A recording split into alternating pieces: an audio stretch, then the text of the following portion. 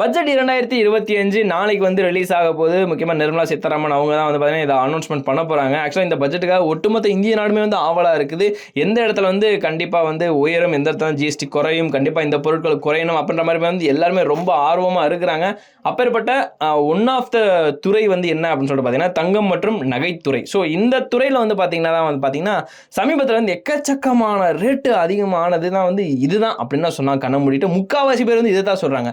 தங்க ரேட் வந்து குறைஞ்சா நல்லாயிருக்கும், வீட்டுக்கு வந்து தங்கம் வாங்கணும், என் பொண்ணுக்கு தோடு வாங்கணும் அப்படின்ற மாதிரி வந்து எல்லாருமே சொல்லிட்டு இருக்காங்க. சரி, அது ஒரு சைடு இருந்தாலுமே வந்து முந்தைய நிதியாண்டில் வந்து பார்த்தீங்கன்னா இந்தியா நாடு வந்து 746 டன் தங்கம் வந்து இறக்குமதி செஞ்சிருந்தாங்க.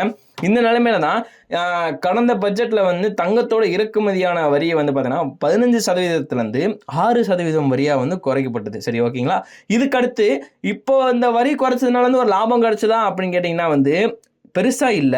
முக்கியமா வந்து கடந்த நிதியாண்டு தவிர்த்து இந்த நிதியாண்டிலேயுமே வந்து நவம்பர் மாசம் வரைக்கும் வந்து பார்த்தீங்கன்னா நம்ம நாடு 624 டன் அளவுக்கு வந்து பார்த்தீங்கன்னா தங்கத்தை வந்து இறக்குமதி செஞ்சிருக்காங்க. இது வந்து மேலும் வந்து ஒரு வரியை குறைப்பதற்காக வந்து ஒரு தேவையை வந்து வலுப்படுத்துகிறதுன்ற மாதிரி தான் வந்து நிறைய பேர் சொல்றாங்க.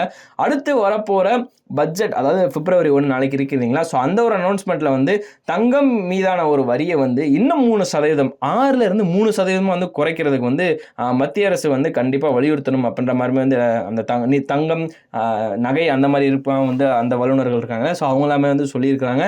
இது மட்டும் இல்லாமல் இதன் மூலமா வந்து எக்கச்சக்கமான நல்ல விஷயங்கள் வந்து நடக்கும். இந்திய தங்கம், வெள்ளி மற்றும் நகை வியாபாரிகள் சங்கத்தில் வந்து பார்த்தீங்கன்னா தேசிய செயலாளர் சுரேந்திர மேத்தா வந்து அவங்க என்ன சொல்லியிருக்காங்கன்னா, தங்கம் இறக்குமதி வரியை வந்து குறைக்கவும், அது மட்டும் இல்லாமல் சர்வதேச புள்ளின்னு வந்து ஒரு எக்ஸ்சேஞ்ச், அதாவது IIBX அப்படின்ற அந்த ஒரு வாயிலாக வந்து பார்த்தீங்கன்னா அனைத்து தங்க இறக்குமதிகளையுமே வந்து அனுமதிப்பதற்காகவும் எங்கள் அமைப்பு வந்து நீண்ட காலமாக வந்து முயற்சி பண்ணிக்கிட்டு இருக்குது.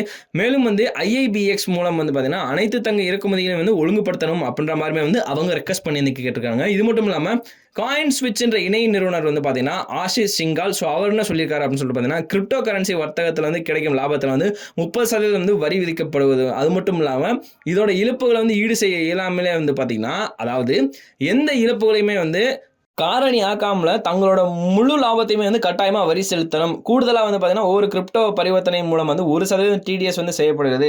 இந்த ஒரு விஷயத்தாலே வந்து பாத்தீங்கன்னா கிரிப்டோ கரன்சி துறைக்கு வந்து ஒரு மிகப்பெரிய ஒரு சவாலா இருக்கு. ஸோ இதுலயுமே வந்து எங்களுக்கு நல்ல விஷயமா நடக்கணும் அப்படின்ற மாதிரிமே வந்து அவங்க சொல்லியிருக்கிறாங்க.